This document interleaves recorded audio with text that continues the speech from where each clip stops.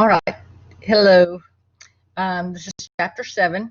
We're going over the drugs of abuse, and you will see there is a big campaign over the different abuse drugs now that will actually will address.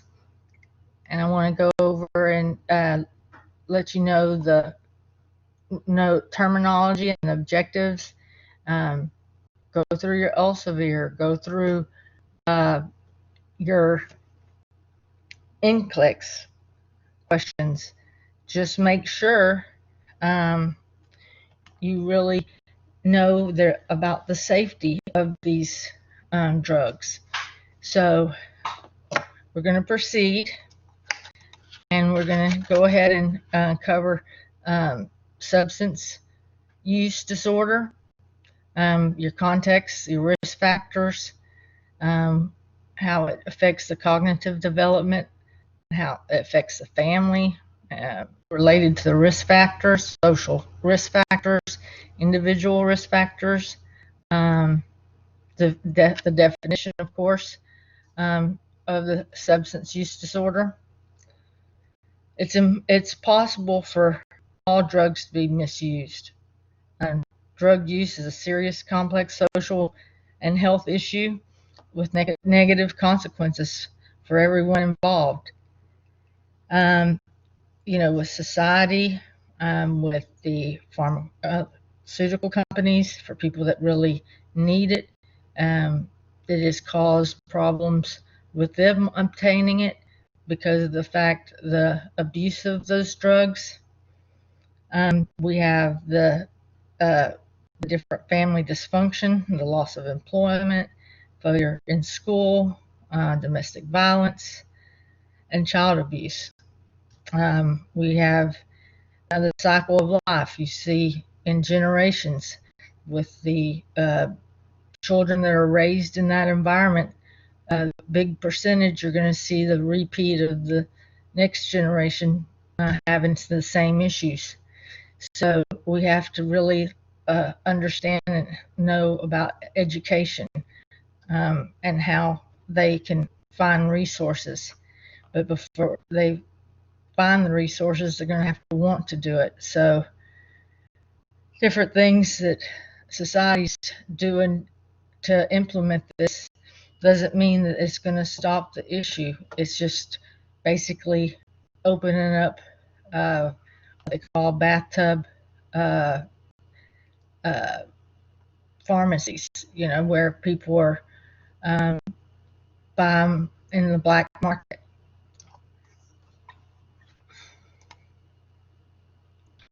Now we're dealing with the neurobiology. We have the reward circuit, the dopamine receptors and the tolerance and the epigenetics, and depends on, I say dopamine, but norepinephrine could be into play, the different receptors that medication targets that actually causes the addiction.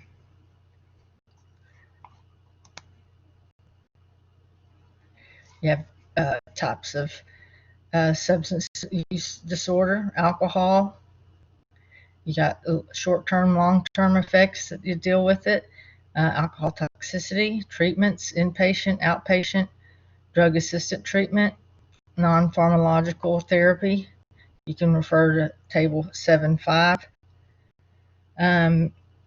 You have many factors play a decision in the use of drugs, whether it's an individual developing the substance use disorder. Risk factors related substance use of the disorder include family-related risk factors. For example, neglect or abuse, family that are in it, children that have to deal with it. It's a sad situation. I've seen it working with children. There's the overabundance with CPS, and with CPS, Their caseload is so high, people, and the burnout rate is so high. Uh, Dealing with those matters, you see so many children going back into the home because they promote, it's best to be with their parents. So, yes, it's best to be with their parents if they're going to be a parent. But if they're going to neglect the child, it's just a sad situation all the way around. You will find that different states have different laws um, related to those things. Texas is one state that does not regulate um, the testing of methamphetamine residue in the home. So it has been only Missouri and California have laws to regulate those, to where if they have a percentage that's over like 0.4, they can actually, in those states, not be able to insure the home or sell the home unless it's totally either clean the proper way, depending on the levels, or actually reconstructed. Uh, Texas is not one of those states. Children go back, and you see, or people go back in the home, and it causes respiratory issues, skin rashes, impulsivity, all the different things. That's just one example for one drug, but it's just, it's horrible. It's like cancer. So when you're dealing with substance abuse, when the recurrent use of alcohol and drug causes clinically functional significant impairment such as health problems, disability, failure to meet a major responsibility at work, school, or home, look at Table 7.1. The criteria and the categories. So, terms of abuse, dependence are no longer used to the violence and stigma associated with the term abuse, and the ambiguity associated with the term dependence. Everything's politically correct now. Excessive caffeine use is not considered a substance use disorder, even though there appears to be a withdrawal syndrome related to it. Now, sugar, you want to get down to it. I've had so many people, and probably not me myself, totally go cold turkey in what your body goes through getting off of the sugar. Now, drugs that are misused typically increase the availability of dopamine and other neurotransmitters in the limbic system of the brain. And this area of the brain is also called the reward circuit, like we had gone over in the slide.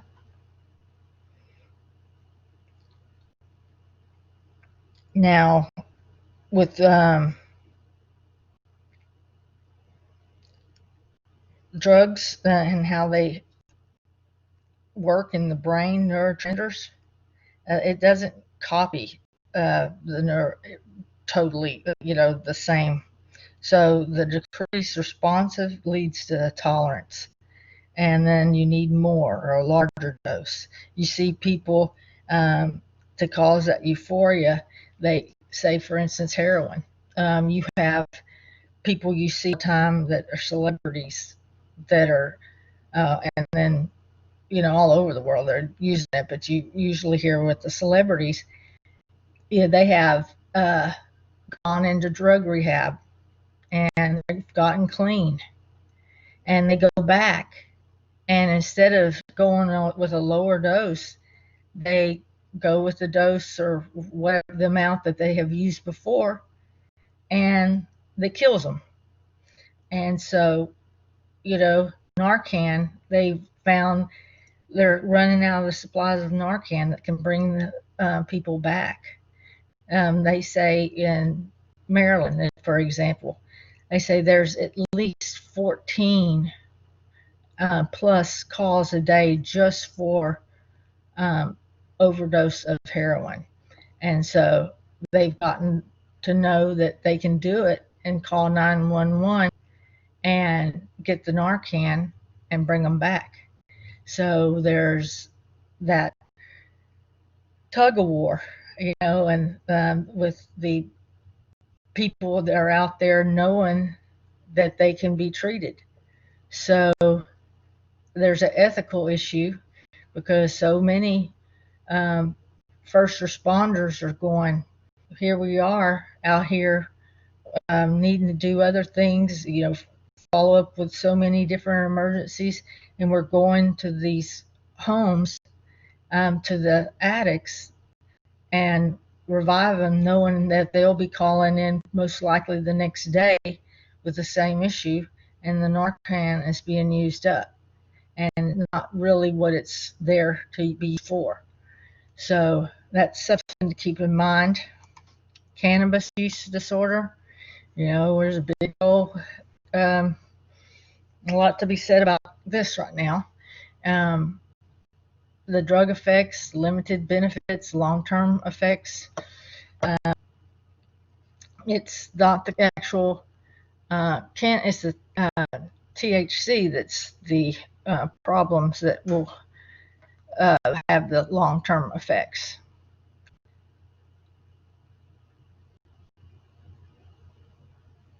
You're looking at problems associated with heavy drinking, and you got stomach ailments, heart problems, cancer, brain damage, serious memory loss, immune system compromise, liver cirrhosis of the liver.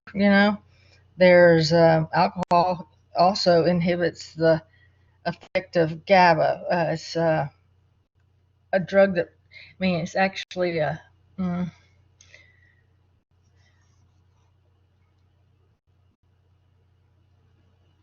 hormone that releases the calm, and this gives an artificial calmness that people are looking for. You can buy GABA over the counter and help, and actually, if you want to do the same thing and not have the effects, you just have to make sure you tell the doctor that you're taking that, because it will affect the different other medications. We're looking at people that are using opioids, and the effects it can cause. They drive with drowsiness, a lot of issues with nausea and constipation. And elderly that take that really have issues with constipation, impaction. You'll have a bowel obstruction or ileus secondary to the fact that they've taken it and they're not taking their fiber correctly, the people that need to be on it, and end up in the hospital with an obstruction, and they might have a bowel resection. And so the treatment for assisted treatment is, like I said, Narcan. You have these right here that you can look at. Tobacco use disorder, short-term effects, long-term effects, treatment, cognitive behavior therapy. They have medication that helps overcome the addiction. There's counseling, all different things that are out there to help get off cigarettes. It's just a matter of a person taking that first step and wanting to get over it, because it's so many. Nicotine is very lethal for the body.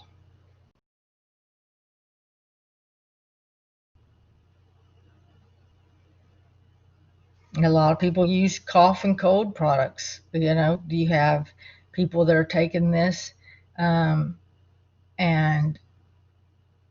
I never, it took me a while to understand this, but the young generation that they do this, and they actually sometimes dip like the marijuana, what joint pot, whatever you want to do, and all these different drugs that are being mixed to get those certain effects that the people are looking for.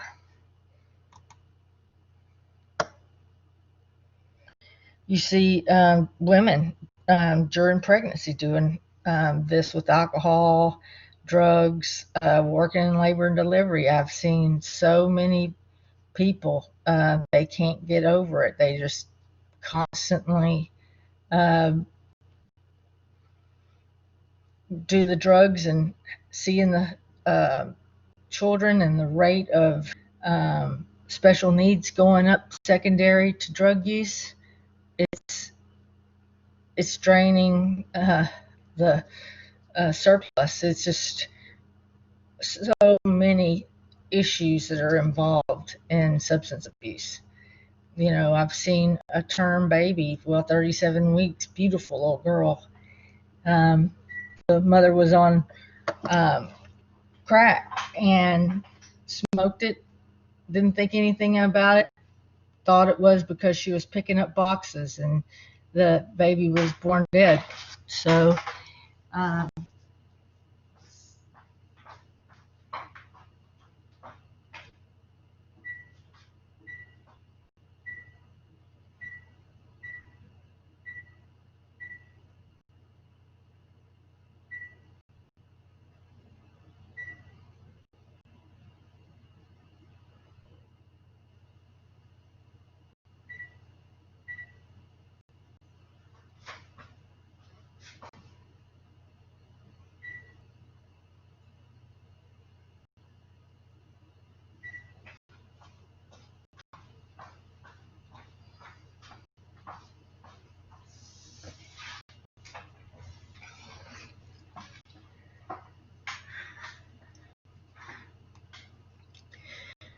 we continue with the steroid addiction. We have a lot of this in the athletic world, and now we see the long-term effects. It causes the brain to actually shrink, and it causes so many problems associated with steroids, cancer, and causes bipolar disorder, um, mood disorders. You can go ahead and wean off, but you have to use antidepressants and behavior therapy once it's been used to a point that it's built up and they rely on it. Surgical patient risk for becoming addicted to pain medications, postoperative complications, death. Well, you can also relate this to different other medications normally associated with surgery.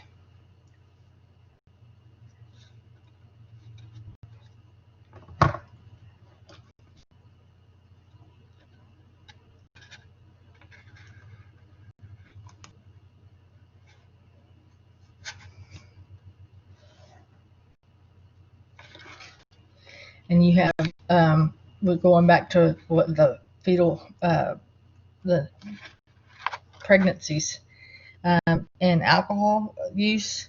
You have during pregnancy, you can see a baby when they're born and older. It actually changes the features of the baby.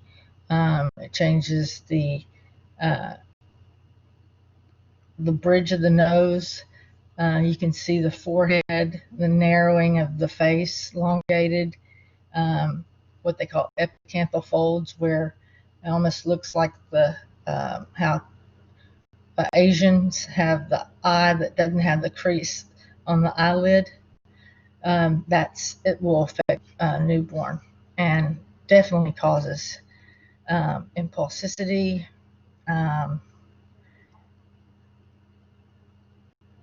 learning dysfunctions. There's so many things that it causes. And now here, this is just going over what we need to be aware of monitoring the patient. It doesn't mean that we need to be the drug police, but we need to look for the signs and symptoms of interactions, monitor for withdrawal. With the short stays at the hospital now, you would rarely be able to see this, but most doctors are not sending the patient home with his the Narcan, the Narco and hydrocodone, like they used to. They've gone to, say, Tylenol number 3. They're trying to go with Motrin and Tylenol, opposed to the higher narcotics, unless it's just necessary.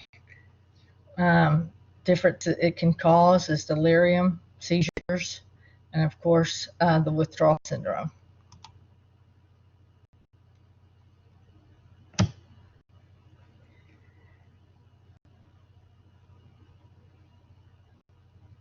Now there are medications that are used to treat alcohol use disorder. You want to know those.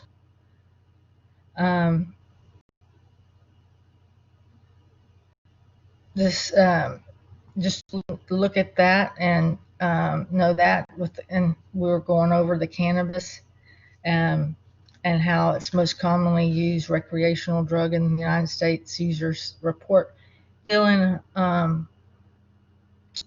a change in their senses, the calmness. They say less anxious, and it causes a sense of time. You always can tell someone. You can see if they're young and they're driving really slow on the road. I always wonder, okay, they've been smoking pot, because it's just like everything goes really, it slows their whole sense down. Everything is in slow motion. Now, it'll change moods. Actually, it's been proven to lower the blood sugar, and so that munchy issue is actually justified. It actually helping bring up that blood sugar, that it's been lowered. When the THC rapidly crosses the blood-brain barrier and binds to the cannabinoid receptors, many areas of the brain, overwhelmingly the endocannabis basically system, making it difficult for the user to respond appropriately to income and stimuli. So they're slow to respond. Now, long-term use of this associated with that's the THC, the cough, the tar. It causes a cough, frequent respiratory infections, exposure to cancer-causing compounds. A lot of times you don't understand how many times especially when it's being transported from Mexico, the illegal versions that we're seeing now. Texas is not one of the states that it's legal. So guess what? We're getting it across the border. You don't know what's been sprayed with. I've had people in the say in the 70s, they actually were spraying the plants in Mexico with Agent Orange, and so people were buying it over in the States, smoking it, and then ended up with cancer. When repeated use begins in adolescence and is associated with a decreased motivation and a decreased performance on memory-related tasks. Now, it has been proven that the frontal lobe it's not fully matured until 21, sometimes up to 25, and smoking, or what eating, ingesting, whatever, it actually causes a immaturity, a halt in the growth of the frontal lobe. There are no drugs that are currently approved or indicated treatment for cannabis disorder. So they basically say that, you have to do it on your own. Now, your opioids and all this, you're going to have controlled legally to treat moderate severe pain. It floods the brain reward system with the dopamine, producing a sense of euphoria and tranquility. I've had some patients state that it actually does the opposite. It speeds them up, like but that was like associated. Some people are ADHD and some people are not. That's why they have the adverse effect. So, taking these different medications, the short-term effects is the drowsiness, confusion. When taken with serotoninergic drugs, serotonin syndrome occurs, which means actually it can cause hallucination. I can't say it. Hallucinations. I have an issue with saying that word today. Coma, tachycardia, high blood pressure, hyperthermia, and the rigors, basically. Over 50% of the people misuse prescription opioids, and they obtain them from a friend or relative. Just like I said, it's not going to stop and get it from somewhere.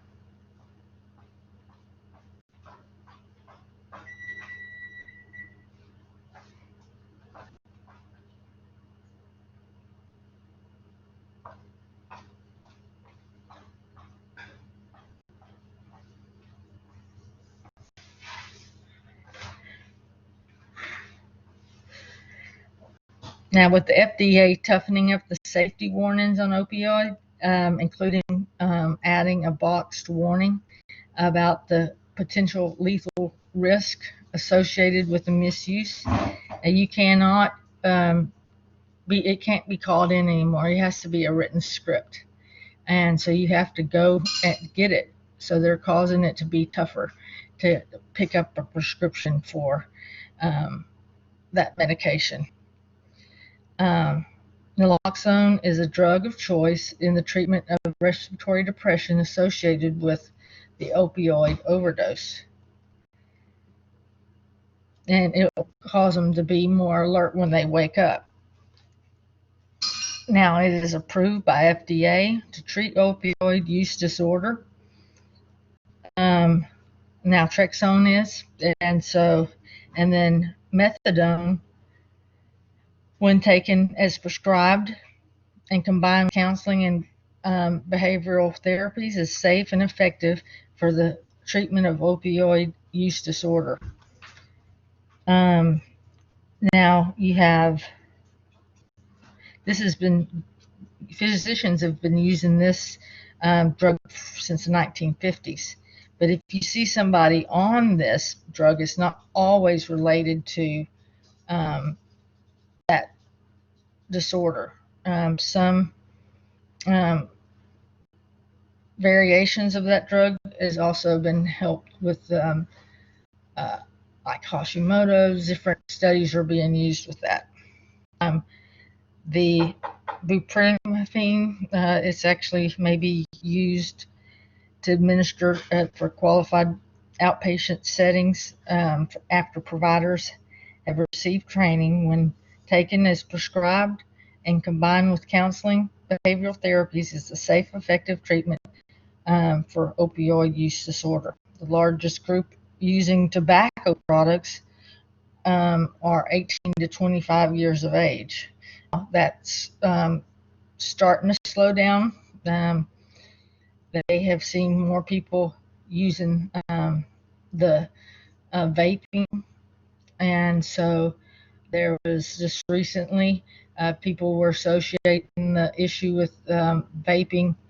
There's not been any long-term studies, but the like I call bathtub, the people that were mixing the cannabis oil with the vape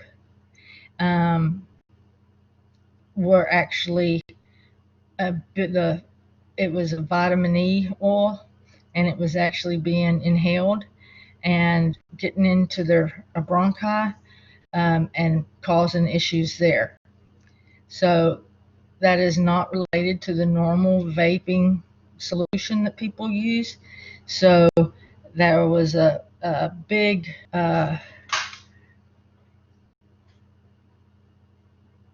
issue with that at that time, but then they're learning that overall there's still no long-term studies on people that have stopped smoking and gone to vaping. It is not, especially if the nicotine's not used in it, it's better than smoking, but they still don't know what's going to happen in 30 years.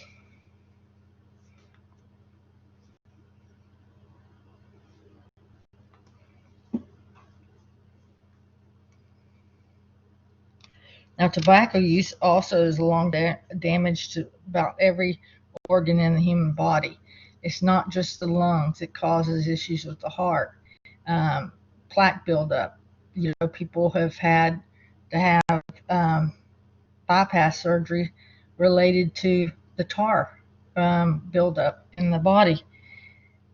Women who smoke while they're pregnant may experience a miscarriage, underweight, newborn, premature delivery, stillbirth, and also an addiction disorder. When I see a patient that smokes and they have a newborn, and they'll say, "Oh, I just have 2 cigarettes a day," and yet when the baby's born and in the nursery, the other patients, the other little newborns, will be quiet, but you can see the baby that's crying over there and having withdrawals from nicotine. It's usually with the mother smoking more than 2 cigarettes a day. So just keep that in mind.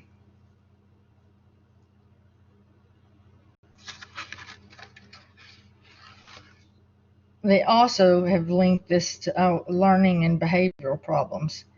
I'm not sure exactly where they're, I've not seen that report, but it actually states it here. I can see it would be related with the nerve disorder. Within 1 to 2 years of quitting, persons with tobacco use disorder significantly reduce their risk for cancer, heart disease, stroke, and respiratory illness. Now, attempting the quit the experience of irritability, anger, anxiousness, difficulty thinking, craving, and increased hunger. You will see they get their taste buds start working again. So I will say it's not increased hunger. It's just that you can taste the food again. Support is very important. Attempting to quit is often combined with pharmaceutical measures. Nicotine is a very hard thing to get it up there, right up there with heroin. It is relieve the withdrawal symptoms associated with cessation. You're going to see a lot of stress, a lot of nervousness, and things like that.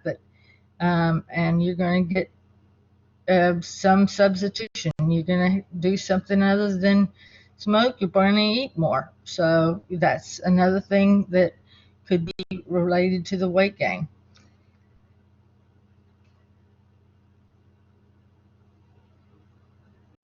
So now your cough and cold products that we went over, ingredients are the psychoactive taken with for the high. It usually has like a codeine type or ephedrine to help either with the expectorant or suppressant, depending on the use or type of cough medicine.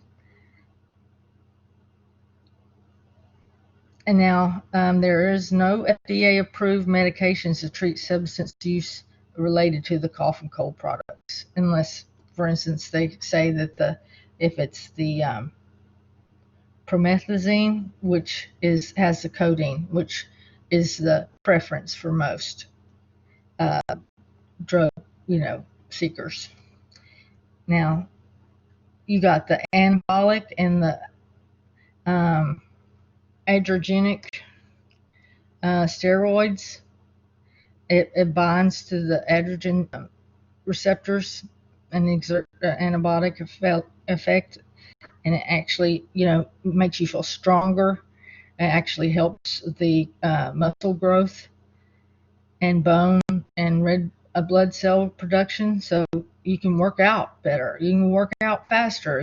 It's overall that instant gratification we get. It's really hard not to want to do that when you're in sports. But the short-term issues when it comes with it is headache and fluid retention and oily skin and aggression, because it helps that testosterone boost. And then, but the long-term effects, like I said, could be brain disorders and cancer, brain cancer. It also causes liver damage, high blood pressure, enlarged heart, change in cholesterol, leading to increased risk for stroke and heart attack.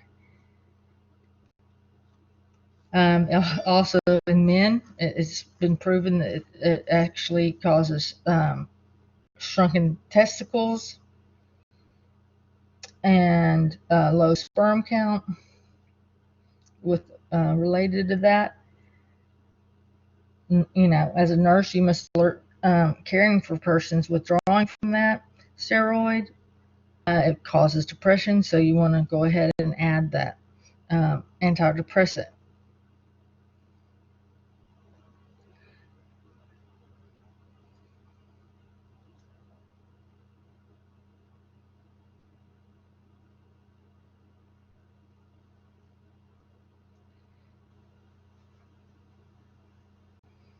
Now, drug use is a serious concern, with healthcare professionals. Most commonly used drugs include cannabis, cocaine, narcotics, opiates, alcohol, and nicotine. Estimated 10 to 15% of nurses have substance abuse. So we have actually several in the nursing field. You have a lot of issues, especially middle age, once you're lifting patients and or you have back injuries or that, you'll see that in people that you would not ever imagine. CPAPing has actually been put in place in the Board of Nursing to help nurses through this. With the first offense, they go through a peer review, and there's things put in place to help that nurse keep her license. But if it's cited again, there's consequences, and it leads to many nurses losing their licensure. So always know that it's not worth losing your license over. They say nurses, it's job stress, emotional demands, long hours, shift rotations, all this. But I'm an older nurse, and there's nothing that could be bad that would lead me to do this, because two, the random drug screens are in place now. Maybe back in the 80s, there wasn't. 90s, maybe just sporadically, but since the 2000, after 2000, now you have your fingerprinting and to see when you have to disclose if you've been in trouble. So that has helped a lot with nursing issues with abuse.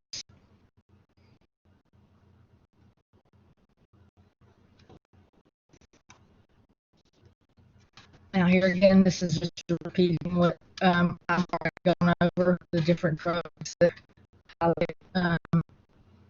you find for just, substance disorders. And some nursing process. I'm going to look at that and see a care plan.